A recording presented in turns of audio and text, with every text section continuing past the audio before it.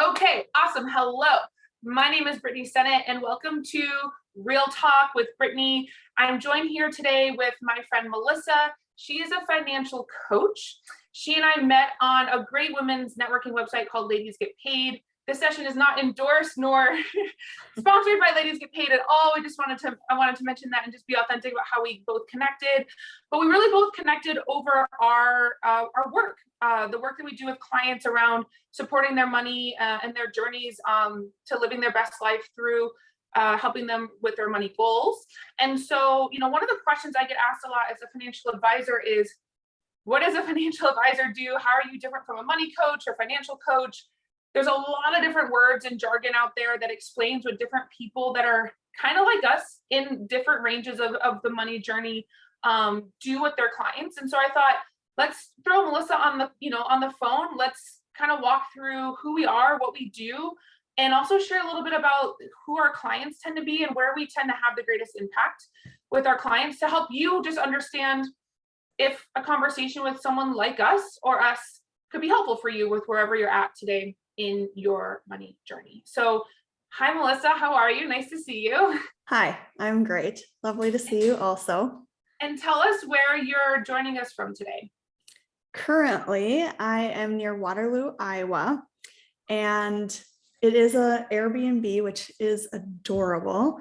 We're here renting for 2 months. My husband and I, we actually RV full time, and sometimes the RV just ends up in the shop and you have to make do. So here we are, and which it's actually quite lovely because we are near both of my sisters and my 3 nieces. So it worked out perfect.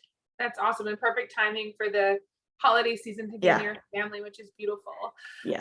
So one thing that drew me to you when we first got connected on Ladies Get Paid was your commitment to accessibility in the work that you do. So you are an ASL speaker. I don't know the right language, I'm sorry, to describe your work, but you sign. And so can you tell Interpreter. us interpreter, thank you. Can you tell us a little bit about just your journey to sign language and how, maybe we'll get to this in a second, how that's kind of played a role in your business and brought a lot of intentionality to your work? Yeah, I have been a sign language interpreter for the last 14 years, and I got my degree in business administration to start off with.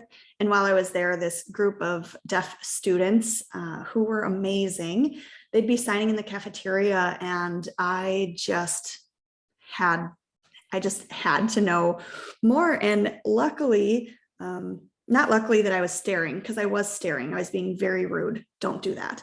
But they offered, hey, do you want to come learn some signs? So every Wednesday night, we'd get together and they'd teach me just like the basics. And I fell in love with the language and the culture and just like the beauty of it all. And once I graduated with my business degree, I just had like my whole body telling me, get back to school and get your degree as an interpreter. So I did that. And I've been interpreting ever since. I've done full freelance work. I've been a director of ASL services. I've worked in a chemical dependency unit. I have been so fortunate to see so many different experiences, and so thankful for the deaf folks that have allowed me to be a part of that. Yeah, no, thanks for sharing. I, as an able listener, as someone with full hearing, I went to music school. So I, literally got a degree that requires my oral capacity, right? And so just to know you and to know that your work is reaching people that don't have that capability is just something that I thought was also extra special about connecting with you and getting to meet you in this space. Because I don't know anybody else that's a financial expert that also can work with that community of people and bring that level of service to them. So super awesome just to know you, and grateful that you wanted to share time with us today. So thanks for sharing. Yeah, absolutely. Go ahead. Yeah. So, and it kind of leads into kind of where I am in my financial expert journey a little bit. Yeah. Perfect. So COVID happens, and it really, my interpreting work was all in person. And then all of a sudden, everything's shut down. Electives in the medical system are canceled. School systems are kind of shutting down. And so an interpreter, that interpreter work just like went to a screeching halt. And that's kind of when I started to go, okay, what else? Like, where else do I have skills? Like what else could I possibly do with, with what I have. And I thought back to when I first got out of college, I was the typical, sign up for these credit cards because you get free pizza. Like that was allowed back in my college years. And so I come out of school with a bunch of student loans, credit card debt, a car that was new to me. And so I just like had racked up all this debt. Last I calculated, I think it was like between $47,000 and $50,000 in debt, which was quite overwhelming for someone who gets out of school and knowing nothing about money. I get my first job as an interpreter and I'm just like in love. I'm in a school system with high schoolers, and I am working with a team of, I think it was like 12 or 13 interpreters at the time. And I'm just like in love with what I'm doing. And then I get my paycheck and my whole like being just like kept sinking. Every time I would get that paycheck, I'm like, oh my, I was outliving my means. And it just like this pit of my stomach just like kept getting worse and worse and worse. And then one day I'm sitting on the couch, I'm just bawling. And a coworker of mine was like, it's because you're not managing your money right. And she had the directness and the softness to say like, you can fix this problem, Melissa. And so then in that moment, it's like, yeah, I really had to decide, am I going to fix that problem or was I going to give up my dream job? And it was so clear to me, like, I'm not giving up my dream job, right? Like I've worked so hard for this. So yeah, I just had to get my act together. Well, then thinking back to that experience, I was like, yes, I could use that experience and my skills to help folks really kind of relieve that chaos, that overwhelm that they have with money. So I was like, great, I'm going to start and originally then I called myself a money coach. It's like, I'm going to start my money coaching business. And then I started like meeting folks in the industry. And I met a good friend of mine, her name is Jen Ewan. And she was like, do you have any credentials? Like, are you a fiduciary? And I was like, fiduciary, I got to write that down. Like, what does that mean? And I kind of had like a come to Jesus moment where I was like, I want to help people with their money, but I don't have the credentials to do so. Anyway, so then I kind of found myself through a certification program. I passed my test in June. And so now I'm working toward my experience hours, but I'm on my way to getting my accreditation as a accredited financial counselor. So that's how I am where I am now. No, thank you for sharing. And I think you brought up kind of such a very important conversation that doesn't always come out through this journey. We have people on TikTok, on Instagram that are just kind of like money influencers, maybe that are kind of putting out, ideas about what to do with your money and what to invest in and what accounts to open and kind of putting their thoughts on the table. And, something for us all to be aware of is, do these people hold credentials in areas where they have any kind of responsibility, especially fiduciary responsibility, to do what's right by the client, right? And so for people that are joining us that maybe haven't heard the word fiduciary before, fiduciary is someone that is doing right by the client always, right? Always has the client's interest in mind over their own. And it's always an important question to ask when you're sitting down with any kind of, I think, financial expert, whether they're, a financial advisor or if they're, like you said, a money coach, just to understand, what training do they have, what credentials do they hold, and are they held to a fiduciary standard? If so, what is that standard? Because there's a lot of different levels of standard of fiduciary. And it's important, if you're going to trust, that person that you're working with, that you have that conversation. So, if you can trust them and if they're really going to be putting your interests in place or in front of their own when making recommendations. So totally. Important. So in your world, the financial planner, financial advisor, world, would you say that most folks would consider themselves a fiduciary, or is it based on the individual or the company that they work for? Yeah, super good question. So similar to you, like I kind of go, well, I'm a financial advisor, like I'm legally allowed to use that term. I'm licensed with a company called Northwestern Mutual, or contracted with them. But I tend to use the word financial planner because I think it more accurately explains the work that I do, but I'll get into that in just a second. But to answer your question more directly, this is a really important conversation to have. So the licenses that I have with FINRA, for example, right? Like my series 6 and 63, some people have a series 7 to do investing. We're held to a FINRA standard of doing what's right by the client. There's a fiduciary standard in holding those licenses. And, through numerous ways, people can report us to FINRA, and then we can lose our licenses and our ability to do that work with our clients.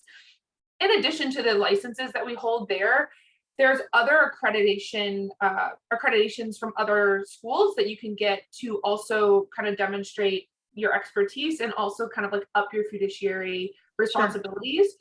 One of the most popular accreditations is the Certified Financial Planner accreditation. So you might have heard of that as being abbreviated as CFP. And there's a whole other governing body that CFPs are responsible to reporting to, in addition to, FINRA, wherever else they hold their licenses. And then the third body is who you have your contract with, right? And generally how you get paid is also kind of a part of the fiduciary conversation, because there's fee-based planners and then there's commission-based planners.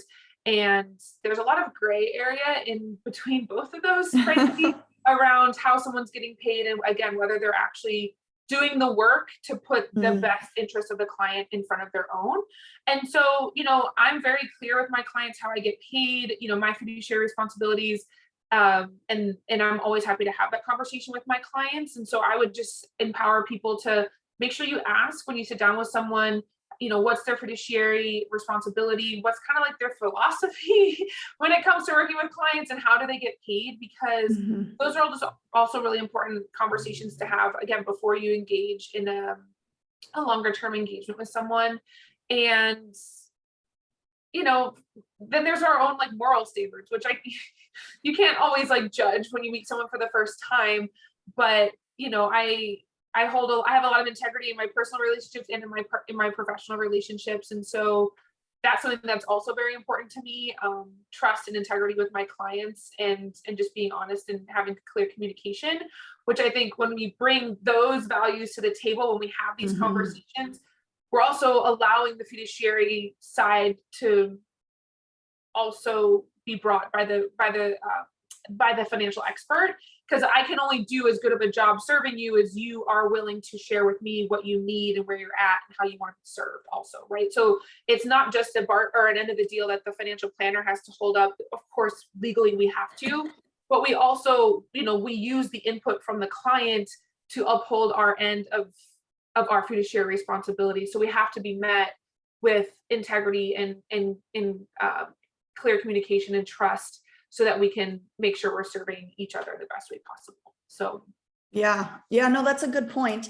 And so when I think about people's money journey, right, we all have our money journey, and I'd like to get your take on this, but me as a financial counselor, I'm really there to help people get organized in their money, to really kind of take the chaos out of it, to see the numbers, and to start putting some understanding behind, where's my money going, and how can I put together a plan? My financial goals that I want to establish, are they based on my values? Are they just based on something that I thought I should be doing? And really just kind of seeing that bigger picture. So would you say that kind of like I'm step one and then you'd be step two? Or do you think that we overlap? Or do you think you're step one and I'm step two? Or just kind of like what, like in your mind, what does that picture really look like? Yeah, I love it. So one distinction, I guess, to make one is with language around financial advisor versus planner. like I said, legally, I'm a financial advisor. I can say that I'm a financial advisor, but I like to use the word financial planner because I find that a lot of people are financial advisors, but they don't necessarily do the work that I do, which tends to be more holistic than what I see traditional advisors do. So, and this is just coming from my kind of the feedback I get from my clients and also just from my kind of knowing of the industry. But oftentimes when I meet people and they have a financial advisor, they often have someone that's kind of overseeing one of their accounts at a familiar institution, right? And basically they can go there and they say, I want to, put $500 in this account, and that advisor will say, okay, what are your goals? I think you should invest in this. They take the money, and that's kind of like the extent of the relationship. It tends to be very transactional and really focused on like a singular account. So where my work is different, and actually where I think our work overlaps really beautifully, is the planner side of my title, right? Financial planner is actually, I have very similar conversations with my clients. We actually spend a lot of time understanding their goals, their values, what they're building for the future, because that's the framework of all of the planning work that I do on top of it. So every recommendation that I have is tied to a value or a goal that they have in mind. And so often where I find or meet people is, they've opened up these accounts because someone told them to, but they don't really know why they have that. Or, oftentimes people are like, well, I have a stock account with, XYZ company. And I'm like, okay, well, why? Like, and I'm not judging you. I just want to know, like, why do you have that account? Does it serve a purpose? Are you planning for something? And they're like, oh, someone told me to open it, so I started doing that. So similar outcomes, I think, with the work that I do and your work too, Melissa, is I bring a lot of intentionality and understanding to what people either currently have or what they don't have. And in some of my work, we're cleaning stuff up. We either have to condense accounts or and really just bring more focus to what they're doing so that they can achieve their goals, whatever their goals might be. A lot of people that I meet, and I'm curious if you meet people in this space too. I work with a lot of women, really career-oriented women. And I used to be like this too, where I have a lot of money in the bank and I'm saving a lot for retirement, but I'm 35. We have 30 years until retirement. There's a lot of life to live between now and then. And I have, a lot of my clients hadn't been educated about, well, what else can we do in the plan? So that's often where I come in and can be really effective, educating my clients on their options, making sure that they understand, what they would be doing for them in their financial plan and their financial goals. And then, building an action plan together with them so that we can execute on those strategies together. So yeah, I think the most important word that you said there was educate. And that's what we say all the time inside of the financial counselor world is we are educators. It's not our role to have our values to influence someone else. It's not our role to try to say, oh, I'm recommending this, like that's what you should do.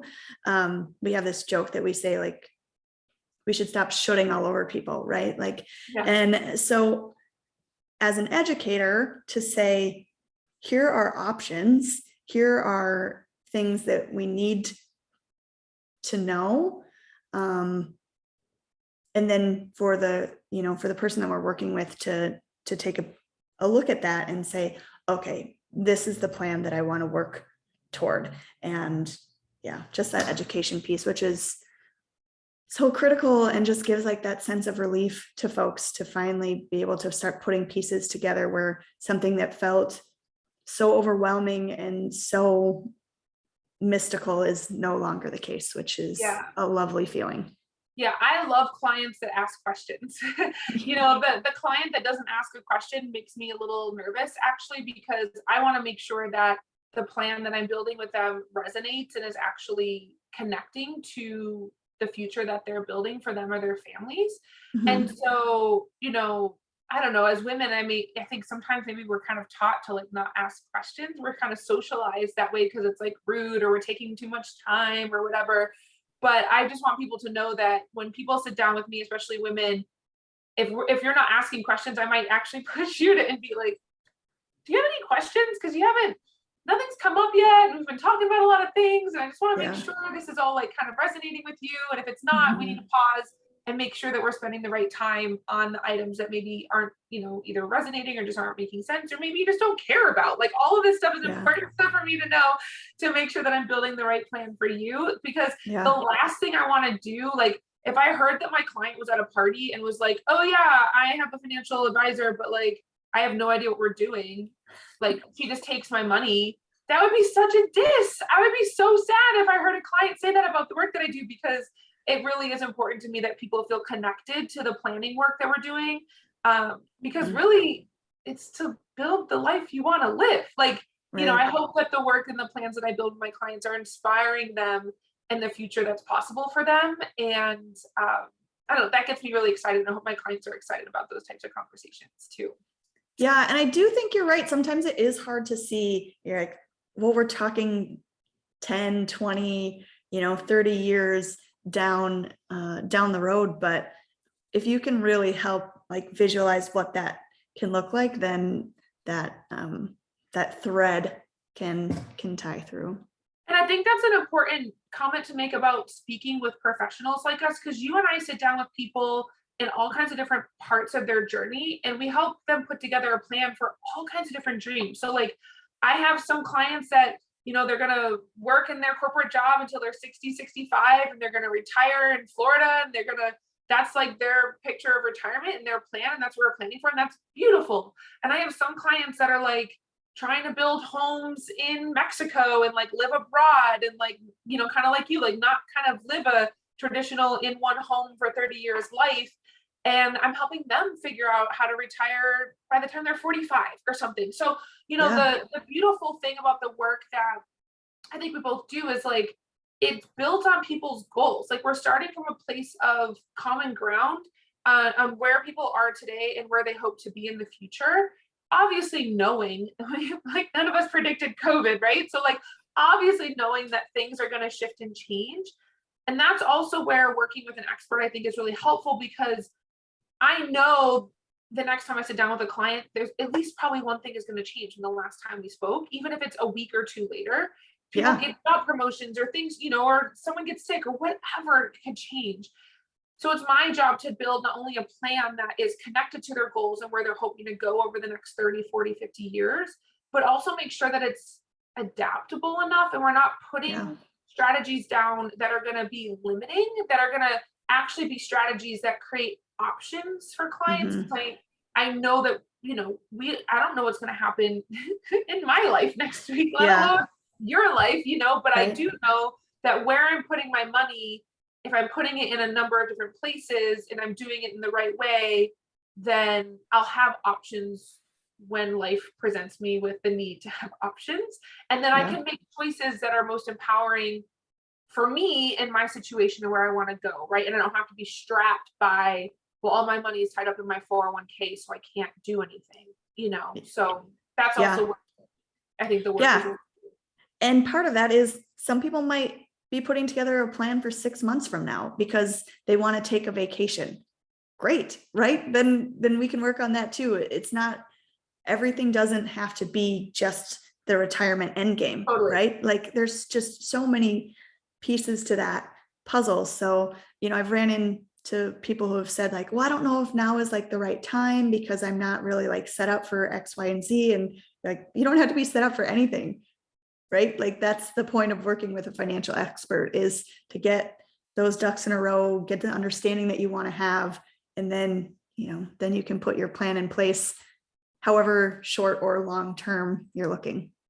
And I think the energetic side of what we do, what's so interesting is, like, I don't know if you're like a manifestor or not, like I'm, kind of live in the woo world also. Yeah, totally. Yes. I kind of consider financial planning, like, it's kind of like a manifestation process, right? And like, just kind of getting your goals and your dreams down on paper and kind of sharing them with someone else and starting to put a plan together, whether it's, a super robust blueprint or it's literally just kind of starting to, I don't know, an equally impactful analogy, but just like literally laying the first brick, right? Or just kind of like coming up with the ideas first. That was equally impactful. That was good. Yeah, laying the first brick. Yeah. So,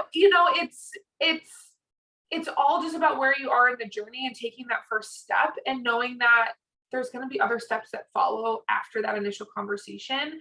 And Mhm. so that's why I'm also excited to have us both kind of talking about our different work and where we might meet people in different parts of the process, in case someone's like, I might be ready, but I don't know if I really am. And if I am ready, where do I start? Who's the right type of person to go speaking to kind of help me with where I'm at in my journey? So could you share with us, Melissa, like a couple of examples of kind of ideal clients that come to you when they're really ready to receive your support and services and engage with Mhm. you at your kind of professional level? Yeah. I primarily work with women who are business owners, entrepreneurs, side hustlers, or are just kind of in a space in their career where they're ready to kind of get some things in order. So I do everything from, we're tracking spending for a month, right? And we're really kind of figuring out, where is my money going? Is this based on my values? Does this align? Does this feel good? To putting together a spending plan or a budget, if you like to call it that, to separating out personal finances from business finances, understanding what it means to pay yourself first. Folks who want to get that emergency savings built up, folks who want their credit to go through some repair because they're prepping to buy a house or a car and don't really understand that process. So I kind of meet folks in that space of, I know I need to take a step. I know I need to start feeling less overwhelmed. I'm such a huge fan of money mantras. I always use money mantras, right? Because if someone is stressed about money, which we know almost everyone has in their lifetime, but starting to flip the script on having that healthy, gentle relationship with money instead of feeling controlled, that's really kind of where I come in, is to get that plan started so you can at least start to see some motion and start to feel some relief. Yeah, no, I love it. And I think that's a really great segue into where I come in and can be really impactful, because I do some budget kind of accountability in the work that I do. So the planning work that I do tends to be one with, I can do some work with business owners, and I do work with a lot of women business owners. And then I also do a lot of personal financial planning work for women, whether they're single or in families, women that are, kind of on the acceleration mode of their career, really, frankly, focused on a lot of things, and they want to know their money's working hard for them, and they want a partner that can help educate them and empower them about their choices, so they feel really good about the plan they put together. But typically when I'm working with clients, they're really good savers at this point, and so they have their 3 to 6 months emergency fund kind of in good standing in their bank account.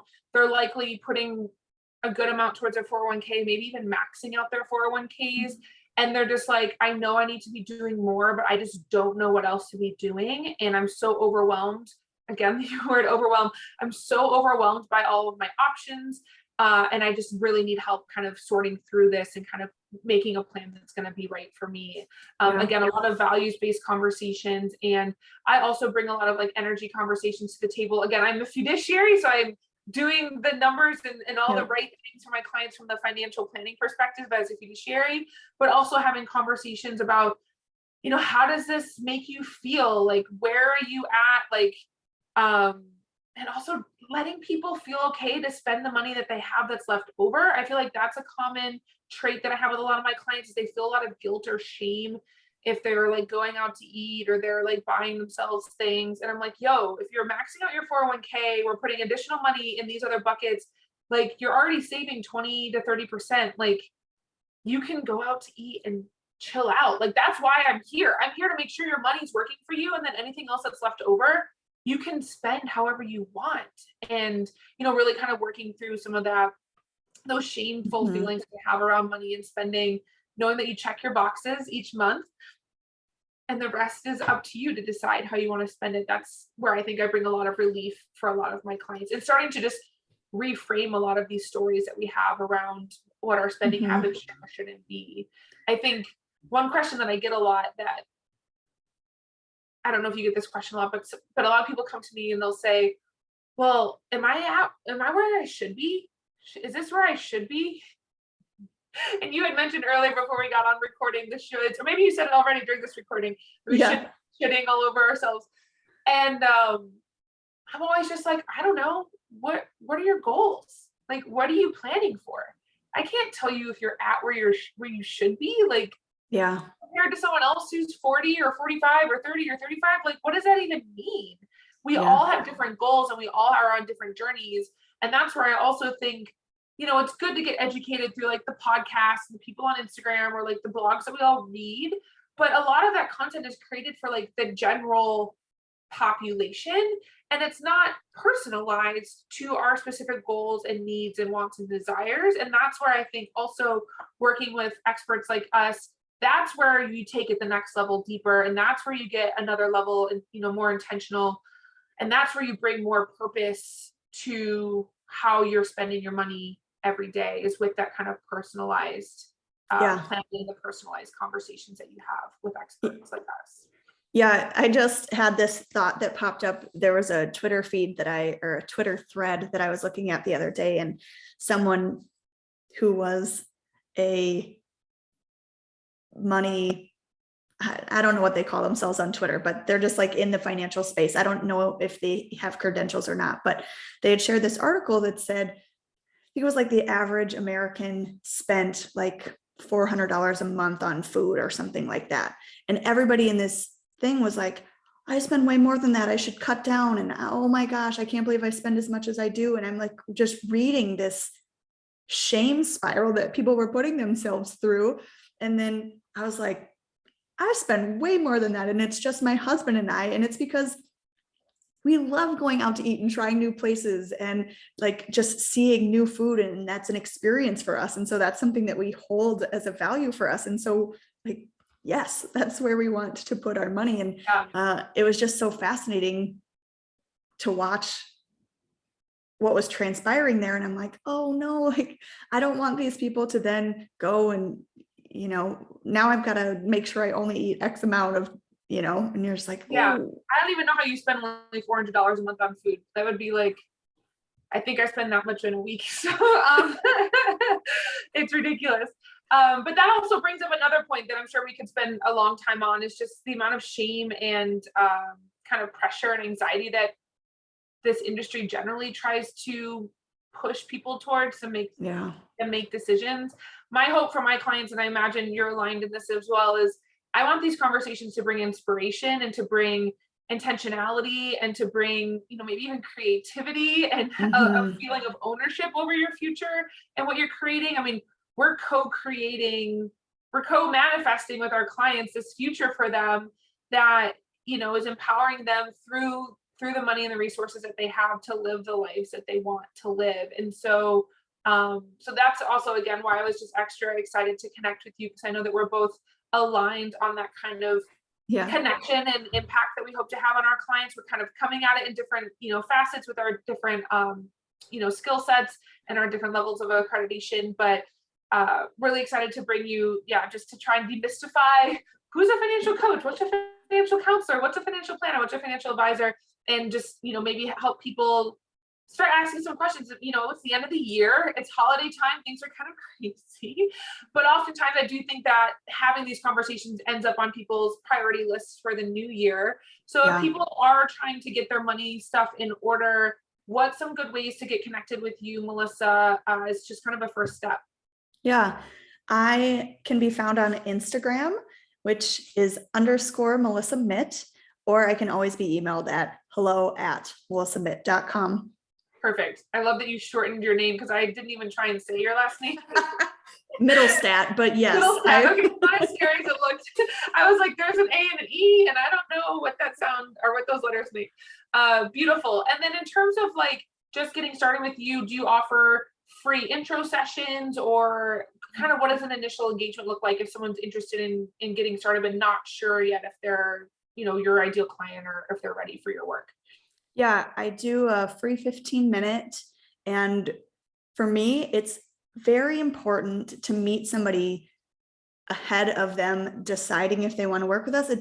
it's like a therapist or something. It's like, you want to make sure you're a good match. Like, do you like my style? Does the conversation flow? Do you feel comfortable? Do you feel safe? It's a chance for you to ask me questions and just to see if we have a good relationship, because I would never want someone to move forward with a financial counselor that they're like, well, I should be doing this, and you're the person I know. Like, I'm happy to refer you to other folks. Yes, that be a perfect. Yeah. Beautiful. Yeah, I have a similar process for me as well. I can be found on Instagram at Hello Britto, Britto. That's a childhood nickname of mine. People call me Britto now too. It's like adorable. I'm like, how did you know that? I'm like, oh, it's my Instagram name. But Hello Britto is where I'm at on Instagram. I have a link there to book an intro call with me, 30 minutes. Totally free and similar. My whole goal on that call is just for us to get on the phone, to hear where you're at in your journey. I'll share where I might be able to be impactful, share a little bit about me, my story, and see if there's alignment and fit. My goal as a financial planner, the beautiful thing about my work, and maybe your work as well, Melissa, is like, I can support you for years and years and years, right? We're building something long-term together, because we're often talking about goals that are both short-term, midterm, and super duper long-term. So I want to make sure that we're a good fit for that relationship, for that journey. And it's time, exactly like you said, for me to ask questions, but also for you to ask questions back. And then we can decide if there's a next step that makes sense from there, and kind of book the next session from there. So, any last tips or any other things you want to share with people before we sign off and head into the holiday season? Yeah, just to say that money conversations, they can be anywhere from extremely hard to extremely easy. And if you fall more towards where it's hard and it brings up, tough emotions, just kind of see if you can be brave and even have that 15-minute intro to even just let yourself start to talk about it. Because once you start to open up, your world can definitely change. Yeah, that's beautiful advice. I find whether it's money or any other kind of topics that tend to be hard in like my personal relationships, or, usually the hardest part is getting started. And I 100% agree with you. Usually, a lot of people feel like they have to be at a certain place to start working with me. And, I'm like, let's have the conversation. I'll give you the task, the to-do list. Like, I'll break it down so we make this as easy and like reduce overwhelm as much as possible.